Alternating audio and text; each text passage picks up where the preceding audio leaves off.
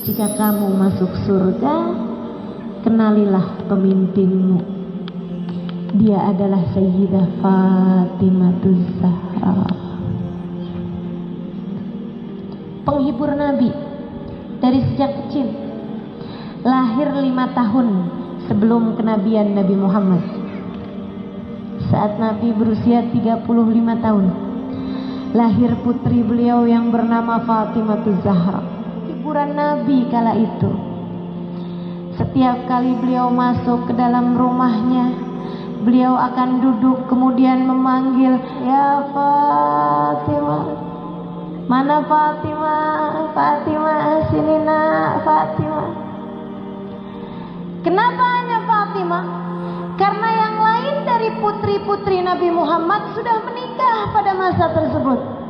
Beliau sayang-sayang putrinya, beliau cintai putrinya, ditanyakannya kabarnya, dan Fatimah kecil bercerita menghibur hati ayahanda.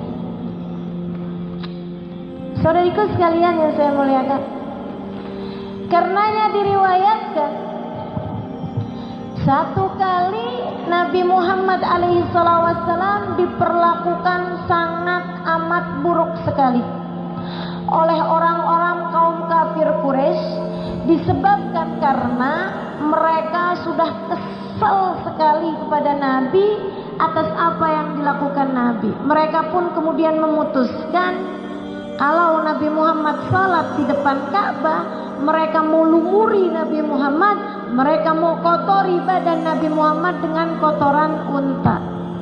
Sebenarnya itu bukan kotoran, tapi bagian dalam dari perut unta yang ditinggalkan oleh penyembelihnya dan sudah disembelih 2 atau 3 hari yang lalu. Bau busuknya meniup hidung siapapun, saudariku sekalian. Ada Abu Lahab, ada Abu Jahal, ada Umayyah bin Khalaf. Mereka berunding di dekat Ka'bah, siapa nih yang akan membawa kotoran tersebut nanti kalau Nabi Muhammad datang untuk tawaf kemudian sholat. Ditunggu sampai Nabi Muhammad mulai sholat, berangkatlah Abu Jahal musuh Allah itu.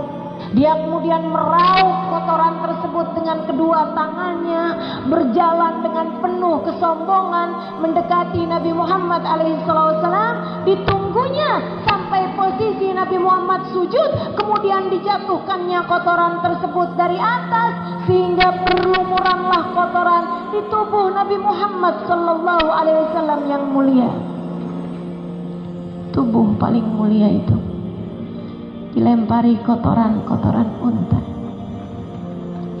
Tubuh kita berlumuran dosa, tapi alhamdulillah tidak pernah diperlakukan sampai sebegitunya.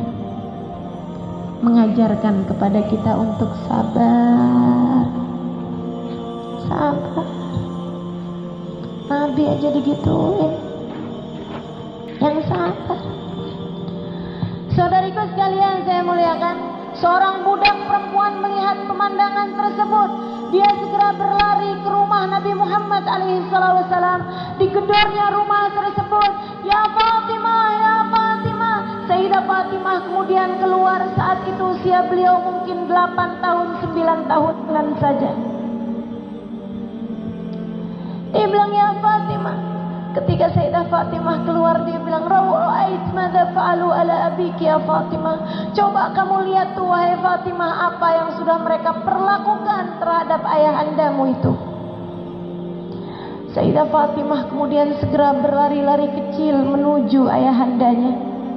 Sampai di depan Ka'bah, dilihatnya ayahnya masih sedang sujud. Masih sedang sujud menghadap Allah Subhanahu wa taala, sementara bau busuk berasal dari kotoran yang mereka taruhkan di atas punggung Nabi Muhammad sallallahu alaihi wasallam. Sayyidah Fatimah mendekati ayahnya. Dia dengan tangan kanannya mengusap-usap, membersih-bersihkan kotoran. Tidak diperdulikannya bau busuk itu, dia bersihkan dari tubuh ayahnya dengan tangan kanannya. sementara tangan kirinya sibuk menghapus air matanya sendiri yang tidak berhenti menangis pada saat tersebut. Ayah, mengapa mereka berbuat seperti ini padamu ya? Mengapa mereka berbuat seperti ini padamu? Nabi masih sujud sampai dirasakan tangan mungil putrinya Fatimah menghusap kotoran-kotoran dari punggung beliau yang mulia. Beliau pun kemudian duduk menyelesaikan sholatnya sampai beliau salam. Pada masa tersebut belum ada kewajiban keluar dari sholat ketika ada najis.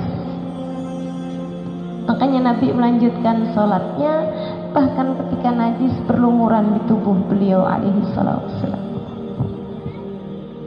Habis selesai salam, sekarang Nabi yang sedih, bukan atas perlakuan kaum kafir Quraisy. Beliau sedih atas kesedihan Sayyidah Fatimah. Nabi sedih karena kesedihan Fatimah.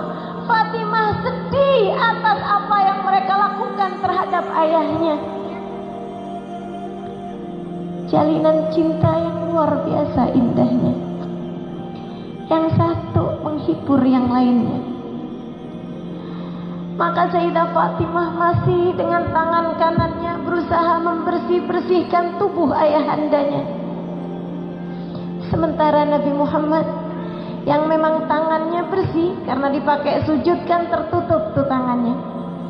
Nabi kemudian menggunakan tangan beliau justru malah untuk menghapuskan air mata di pipi Sayyidah Fatimah.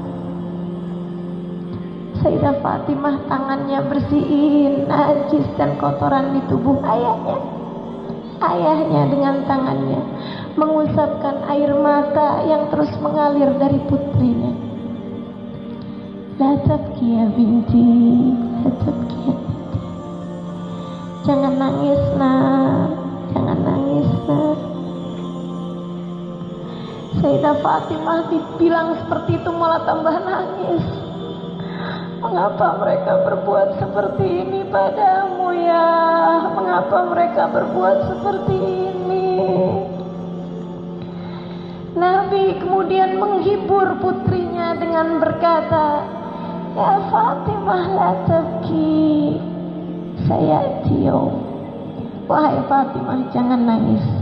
Akan datang hari nak, kamu akan melihat kenabian ayahandamu.